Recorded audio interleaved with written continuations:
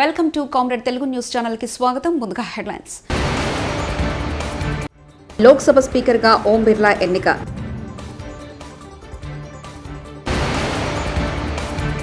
Regional ring road పై కేంద్ర మంత్రితో CM మంత్రుల చర్చ.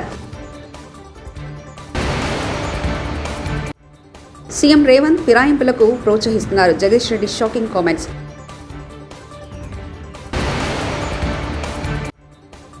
ప్రజల నుంచి స్వయంగా వినతులు స్వీకరించిన సీఎం చంద్రబాబు.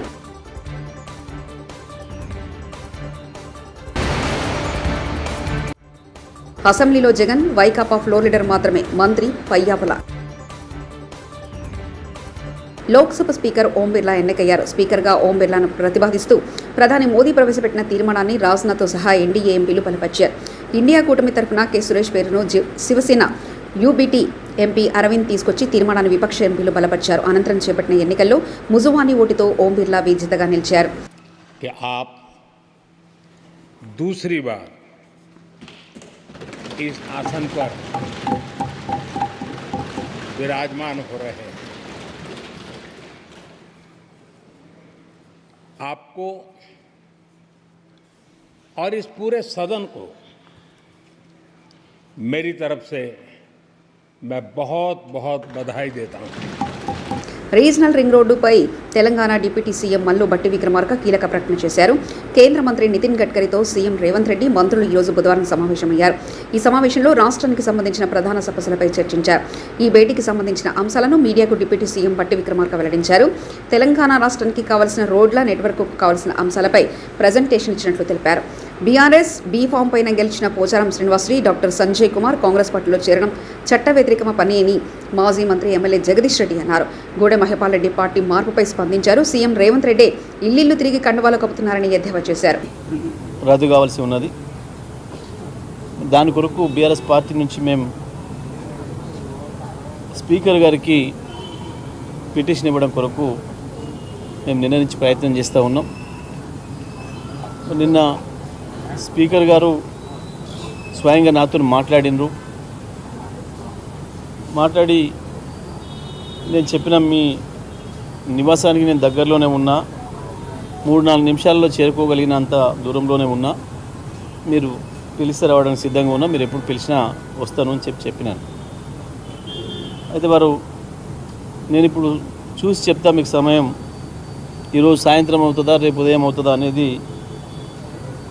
నేను నా వెసులుబాటును చూసుకొని చెప్తా అని చెప్పాను.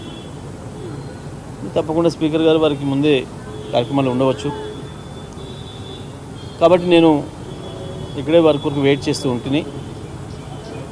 నేను రాత్రి 7-8 గంటల వరకు కూడా ఇక్కడ నిరీక్షణ చేసి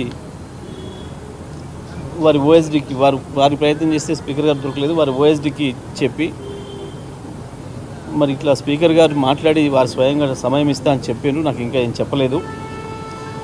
మరి రాత్రి అయింది, కనీసం మరి రేపు ఉదయమైనా ఏ సమయం ఇస్తారో ఒకసారి తెలుసుకొని చెప్పండి అని చెప్పడం జరిగింది. ఆంధ్రప్రదేశ్ ముఖ్యమంత్రి చంద్రబాబు నాయుడు కుప్పం పర్యటన 2వ రోజు కొనసాగుతుంది. స్థానిక ఆర్ఎండ్బి అతిథి గృహం వద్ద ప్రజల నుంచి ఆయన వినతులు స్వీకరించారు. వివిధ ప్రాంతాల నుంచి పెద్ద ఎత్తున అక్కడికి చేరుకున్న ప్రజలు తమ సమస్యలను సీఎంకు వివరించారు. ముఖ్యమంత్రి స్వయంగా వినతులను తీసుకుని పరిశీలించారు. వాటి పరిష్కారానికి చర్యలు తీసుకోవాలని జిల్లా కలెక్టర్ సుమిత్ కుమార్ అధికారులను ఆయన ఆదేశించారు. టెలిఫోన్లు లేవు, కాలేజీలు లేవు, అందుకే ఆలోచించా చిత్తూరు జిల్లాలో ఒక వెనుకబడిన ప్రాంతం కోసం నేను పని చేయాలని కుప్పం నియోజకవర్గాన్ని ఎంపిక చేసుకున్నానని చెప్పి నేను మీకు తెలియజేస్తున్నా. 89-94 మన గవర్నమెంట్ రాలేదు, అపోజిషన్ లో ఉన్నాం, పోరాటాలు చేశాం. 94 నుంచి 2004 వరకు మన ప్రభుత్వం వచ్చింది, అభివృద్ధి చేశాం. ఇప్పుడుండే అభివృద్ధి మీరు ఏ ఊరికి పోయినా, సిమెంట్ రోడ్ను అడిగినా, ఊర్లో వీధి దీపాలు అడిగినా, కాలేజీలను అడిగినా, ఏ అభివృద్ధిని అడిగినా దాన్ని ఎవరు చేశారంటే తెలుగుదేశం అని చెప్పే పరిస్థితిలో ఉంది. మీ ఎమ్మెల్యేగా నేనే చేశానని మీ అందరికీ సగర్వంగా విజ్ఞప్తి చేస్తున్నా. మళ్ళీ 2004 నుంచి 14 వరకు ఆ పొజిషన్లో ఉన్నాం. మళ్ళీ పోరాటాలే. 14 నుంచి 19 వరకు మళ్ళా అధికారంలో ఉన్నాం. అభివృద్ధిని పరిగెత్తించాం. నా జీవితంలో ఎప్పుడూ చూడలేదు 1924. అది ఒక పీడ కళ, అవునా కాదా తమ్ముళ్ళు అని అడుగుతున్నా. ఏమమ్మా ఆడబిడ్డలు, అవునా కాదా అని అడుగుతున్నా. అరాచకం, అప్రజాస్వామ్యం, దౌర్జన్యాలు, రౌడీయిజం నా జోలికే వచ్చారంటే ఇక్కడ అన్నా క్యాంటీన్ పెట్టాం. ఇక్కడే అన్నా క్యాంటీన్ పెట్టి భోజనం పెట్టాలంటే ఫ్రీగా వైఎస్ఆర్ కాంగ్రెస్ నాయకులు చేసిన దౌర్జన్యాలు ఎన్నో ఒక్కసారి గుర్తుపెట్టుకోవాలి. ఎక్కడో కేజీఎఫ్ అనుకున్నాం. కేజీఎఫ్ లో బంగారం కోసం గనులు వచ్చాయి. కుప్పంలో గ్రనైట్ మొత్తం దేసేసి మళ్ళా కేజీఎఫ్ ను మరిపించే విధంగా దోపిడీ జరిగింది, అవునా కాదా అని మిమ్మల్ని అడుగుతున్నా. ఒక మాజీ ముఖ్యమంత్రిగా, ఒక ప్రజాప్రతినిధిగా, ఒక ఎమ్మెల్యేగా నేను అక్కడికి పోతే నాకే దిక్కు లేదు. నేను కుప్పానికి వస్తున్నానంటే జీవో నెంబర్ 1 తీసుకొచ్చి మన మీదనే దాడులు చేసి మన వాళ్ళనే కేసులు పెట్టి 30 మందిని దగ్గర 10 మందిని 30 రోజులు జైల్లో పెట్టారు. ఏం తమ్ముళ్ళు మర్చిపోతానా, ఆడబిడ్డలో మర్చిపోతానా అని అడుగుతున్నా. నా జీవితంలో మొట్టమొదటిసారి జైలుకు కూడా పోయి మన వాళ్ళని పరామర్శించా. తర్వాత నన్ను కూడా జైల్లో పెట్టే పరిస్థితికి వచ్చారు. బాధ, ఆవేదన ఉంది నాకు. ఎవరేమీ వైకాపా అధ్యక్షుడు జగన్ ప్రతిపక్ష నేత కాదని, ప్రతిపక్షంలో ఉన్న పార్టీకి ఫ్లోర్ లీడర్ మాత్రమేనని ఏపీ ఆర్థిక శాసనసభ వ్యవహారాల మంత్రి పయ్యావుల కేశవ్ అన్నారు. ప్రతిపక్ష హోదాకు 10% సీట్లు ఉండాలనే నిబంధన ఎక్కడా లేదంటూ స్పీకర్ అయ్యన్న పాత్రుడికి జగన్ లేఖ రాసిన నేపథ్యంలో ఆయన స్పందించారు. అమరావతిలో మీడియాతో పయ్యావుల మాట్లాడారు.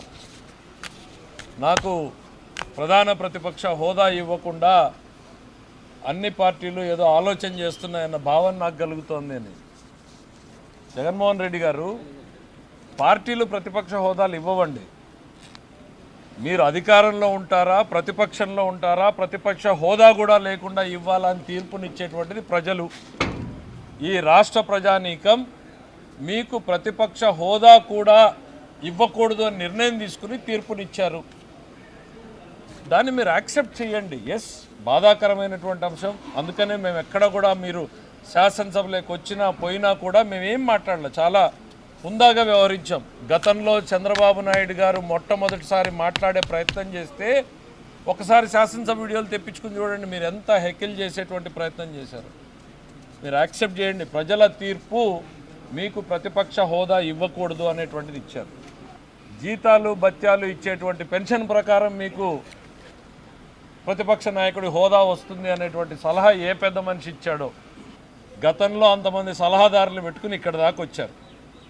ఇప్పుడైనా మంచి సలహాదారుని పెట్టుకోండి. ఈ లేఖ రాసింది మీ సొంత ఆలోచన అయితే మీరు ఇంకొంచెం ప్రజా తీర్పుని ఆమోదించే స్థితికి రావాలి అని నేను కోరుకుంటున్నా. ఇది మీకు ఏ సలహాదారుడు ఇచ్చిందైతే మాత్రం మీ భవిష్యత్తు ఎట్లుండబోతుందో మాకు అర్థమైపోయింది. ఆ సలహాదారులతో ఇక్కడికి వచ్చారు, ఈ సలహాదారుడితో మీరు ఎక్కడికి పోతారనేటువంటిది మాకు అర్థమవుతోంది. సారీ జగన్మోహన్ రెడ్డి గారు, మీరు ఎప్పుడు ఎక్సైజ్ బుక్స్ లేకపోతే ఇసుక అకౌంట్ బుక్స్ కాదు చూడాల్సింది. అప్పుడప్పుడు assembly rules book, parliamentary practices మీద కౌలన్ షక్దర్ బుక్ కూడా చూడండి, అర్థమైతే. ఇది సాంప్రదాయం కాదండి. సభ్యుడిగా ప్రమాణ స్వీకారం చేసిన తర్వాత మాత్రమే అతన్ని సభ్యుడిగా గుర్తించబడతాడు, అక్కడ కూర్చోవడానికి అర్హుడవుతాడు, అతనికి ఓటింగ్కి సంబంధించినటువంటి అర్హతలు వస్తాయి. ఇది సాంప్రదాయం కాదు.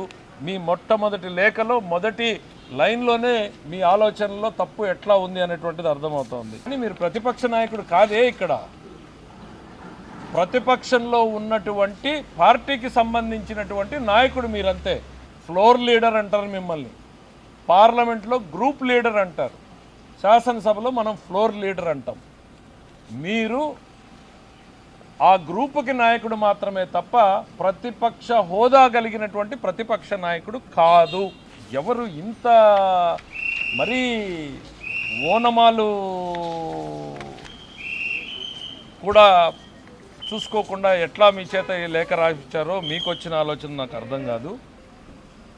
సభ జరపడానికి కోరం ఎంత కావడానికి ఎంతమంది ఉండాలో అంతమంది ఉన్నప్పుడు మాత్రమే ప్రతిపక్ష హోదా ఇవ్వాలి అని. 1/10 ఆఫ్ ది హౌస్, 10వ వంతు సభలో ఉన్నటువంటి సభ్యుల్లో 10వ వంతు ఉన్న వాళ్ళకి మాత్రం, దట్ ఈజ్ 10%. మా జగన్మోహన్ రెడ్డి గారు చిటికేస్తే చంద్రబాబు నాయుడు గారు ఉన్న వెనకాల 5 మంది వస్తే చంద్రబాబు నాయుడు గారికి ప్రతిపక్ష హోదా ఉండదన్నారు.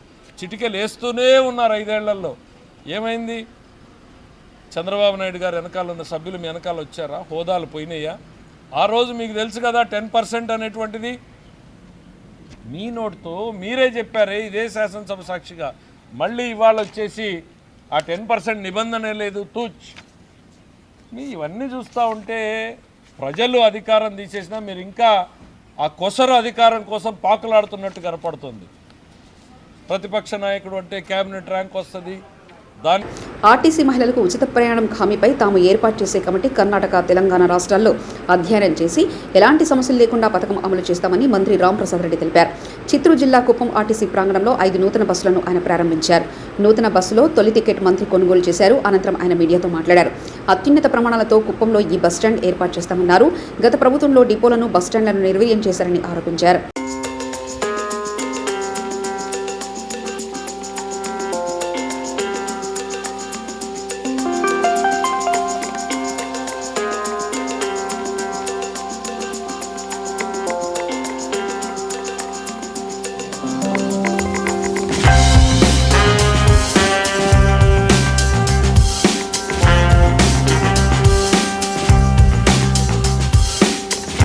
దేశంలోనే అత్యున్నతమైన ప్రమాణాలతో ఈ బస్ స్టాండ్ అన్ని విధాల అందుబాటులో తెచ్చే విధంగా ఇక్కడ నిర్మించేదానికి నిన్న అనౌన్స్ చేయడం జరిగింది. ఇక్కడ నిర్మించబోయే బస్ స్టాండ్ డిపిఆర్ను రెడీ చేసి త్వరలోనే ఒక 4-5 ప్లాన్లు తీసుకొని వచ్చి ఏదైతే ప్రజలకు బాగుంటుందో, ఎక్కడా లేని విధంగా నిర్మాణం చేస్తే ప్రజల యొక్క మన్ననలు పొందుతాము, ఆ విధంగా కుప్పం బస్ స్టాండ్ తయారు చేసే విధంగా చర్యలు తీసుకోవడం జరుగుతుంది రాబోయే కాలంలో. ఈరోజు ఇక్కడ 5 బస్సులను ప్రారంభించడం జరిగింది. గత ప్రభుత్వాల్లో కొన్ని డిపోలను అయితేనేం, కొన్ని నియోజకవర్గంలో ఉన్న బస్ స్టాండ్లను అయితేనేం నిర్వీర్యం చేయడం జరిగింది.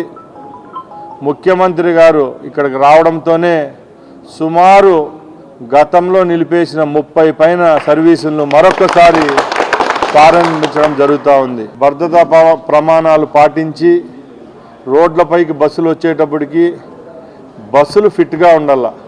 ఈరోజు చాలా ప్రమాదాలకు కారణం ఏంటంటే బస్సులు సరైన స్థితిలో ఉండకపోవడమే దీనికి కారణం. గత ప్రభుత్వాలు ఏ ఒక్క శాఖను వదలలేదు. ఏపీఎస్ఆర్టీసీ అనుకోండి, మిగతా డిపార్ట్మెంట్లలో ఎక్కడ పాత స్థానాల్లో కొత్తవి రావడం జరగలేదు. కాబట్టి వీలైనంతగా రేపు రాబోయే కాలంలో ఏపీఎస్ఆర్టీసీ కొత్త బస్సులు కొనే వెసులుబాటు కూడా తీసుకొచ్చేదానికి ముఖ్యమంత్రి గారు నిన్న చెప్పడం జరిగింది. ముఖ్యంగా పర్యావరణానికి మేలు చేసే ఎలక్ట్రికల్ బస్సులను రాబోయే 5 సంవత్సరాల్లో ఎన్ని వీలైతే అన్ని ఆంధ్రప్రదేశ్ రోడ్డు రవాణా సంస్థకు ఇచ్చేదానికి కూడా ఈ రాష్ట్ర ప్రభుత్వం త్వరలోనే నిర్ణయం తీసుకుంటుందని పత్రికాముఖంగా మీ అందరికీ. లోక్సభ స్పీకర్గా ఓం బిర్లా ఎన్నిక.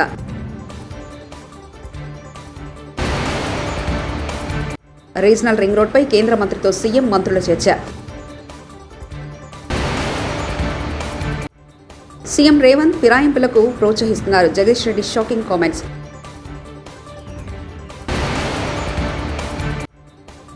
ప్రజల నుంచి స్వయంగా వినతులు స్వీకరించిన సీఎం చంద్రబాబు.